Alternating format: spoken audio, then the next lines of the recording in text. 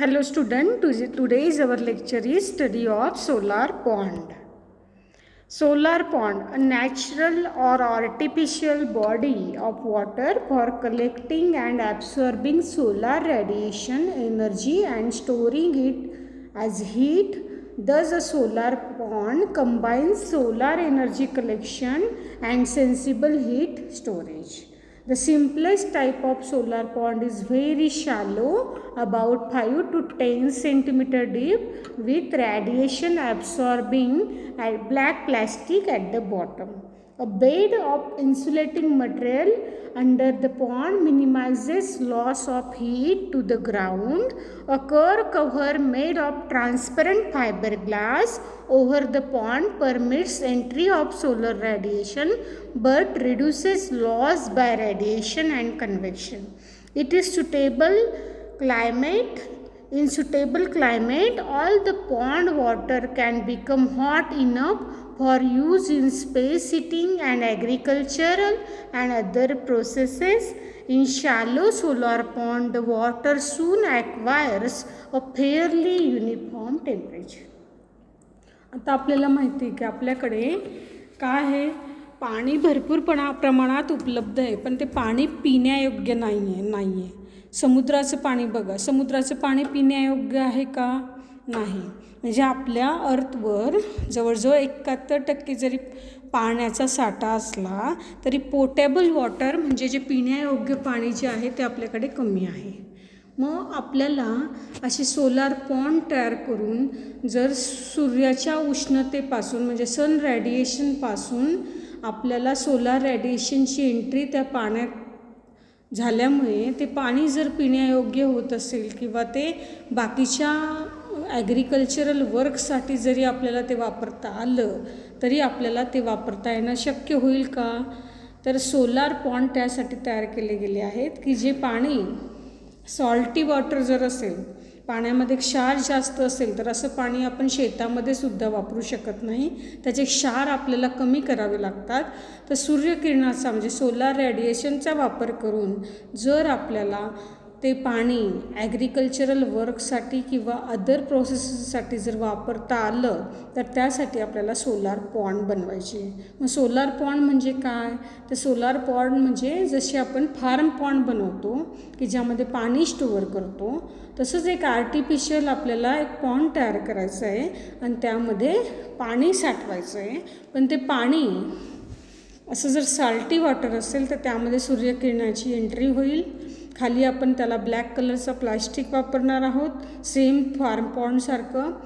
आणि सूर्यकिरणांमुळे किंवा सूर्याच्या उष्णतेमुळे काय होईल, जे काही क्षार आहे पाण्यामधलं साल्ट जे आहे ते कमी होऊन ते पाणी आपण ॲग्रिकल्चर किंवा अदर प्रोसेससाठी वापरू शकतो. तर अशा पद्धतीने सोलार पॉन्ड आहे. This top zone it is called as a surface zone. Here relatively fresh water is there. This one is insulating zone and this one is a storage zone. Okay, what happen, जेव्हा आपण पाणी साठवतो, ह्या पॉन्डमध्ये तुम्ही पाणी साठवलं, खाली black paper टाकला आणि पाणी साठवलं तर पाणी काय होईल, गरम होईल. आता जे पाणी गरम होतं त्याचं वजन कमी होतं आणि जे पाणी थंड असतं त्याचं वजन जास्त असल्यामुळे थंड पाणी कुठं जाणार, खाली जाणार. गरम झालेलं पाणी कुठं जाणार, वर जाणार.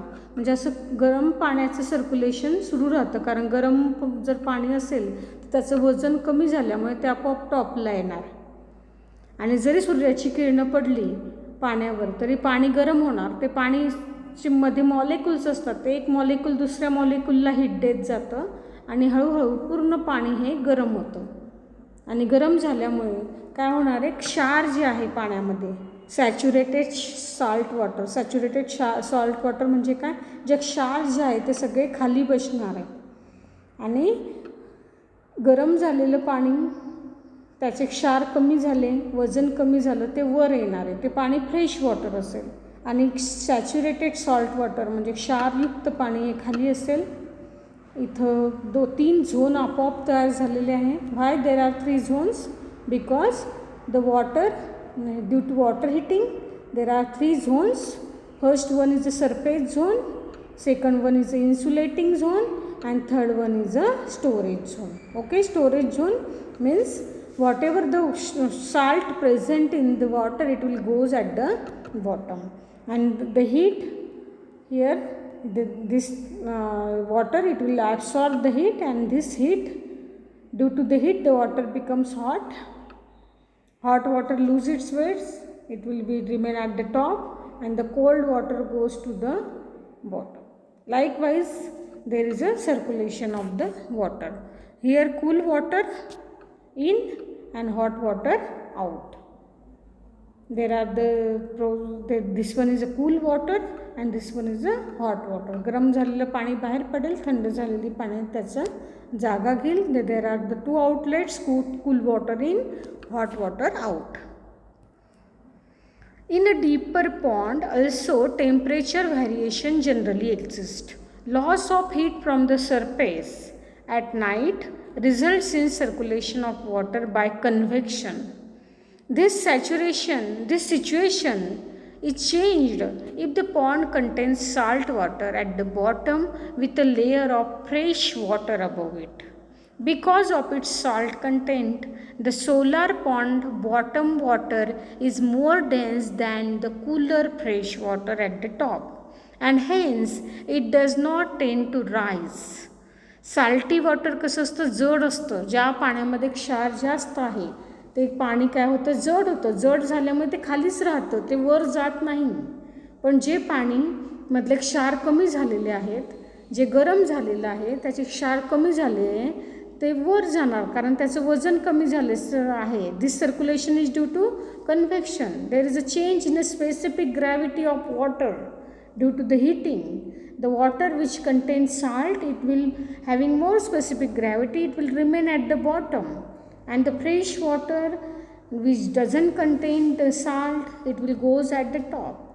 Okay, जे पाणी गरम झालं आहे, जे फ्रेश आहे, ज्यामध्ये सॉल्ट कमी आहे, ते वर जातं, आणि क्षार असल्यामुळे सगळे क्षार खाली साठत गेल्यामुळे ते क्षारयुक्त पाणी वर चढत नाही, ते खालीच राहतं. Okay, is it clear to you? Now a relatively stable layer of heated salt water is thus produced at the bottom of the pond. A cooler fresh water acts as a heat insulator. This type of solar pond are called as a salt gradient solar pond or non-convective solar pond. The energy is stored in low grade 60 to 100 degrees centigrade thermal form, which might be suitable for variety of applications such as space heating, industrial process heat, and to obtain mechanical and electrical energy. Now, principle of operation and description of non-convective solar pond. A solar pond is a mass of shallow water about 1 meter to 2 meter deep with large collection area which act as a heat trap. It contains dissolved salt to generate a stable density gradient. Part of incident solar radiation entering the pond surface is absorbed throughout the depth, and the remainder which penetrates the pond is absorbed by the black bottom. If the pond were infinitely filled with fresh water, the lower layer will heat up, expand, and rise to the surface because the convective mixing and heat loss at the surface. Only a small temperature rise in the pond could be realized. On the other hand, convection can be eliminated by initially creating the sufficiently strong salt concentration. Convection means whatever the water, it will become hot. That hot water, it will goes to the upper side, and cool water goes to the bottom side. This is called as a convection, and this convection is due to change in a specific gravity. Okay.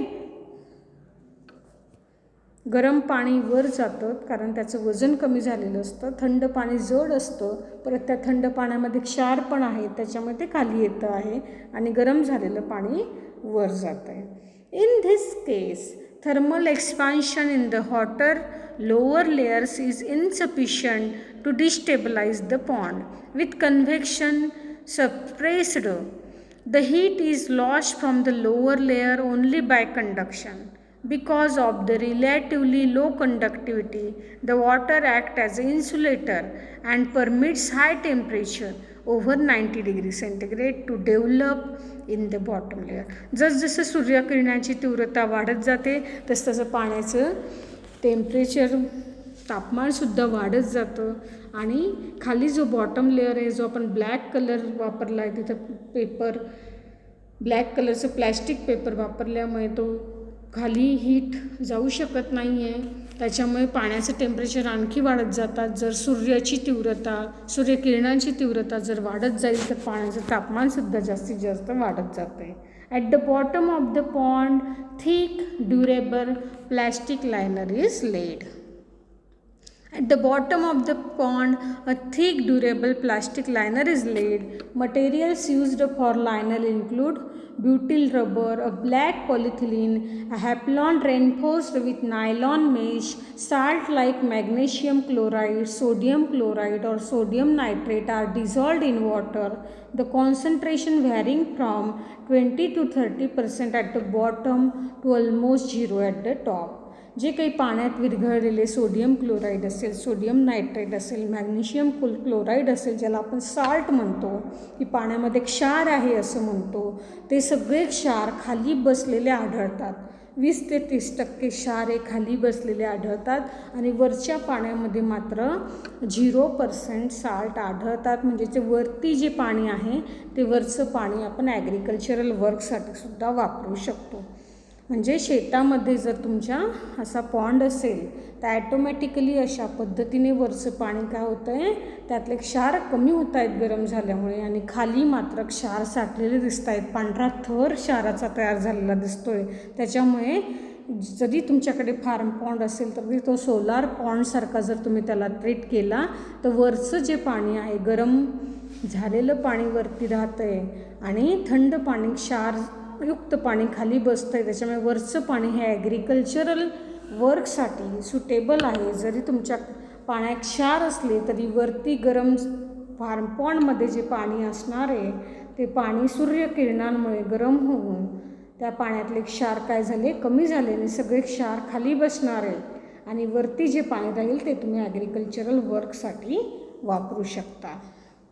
In the salt gradient solar pond, dissolved salt is used to create layer of water with different densities.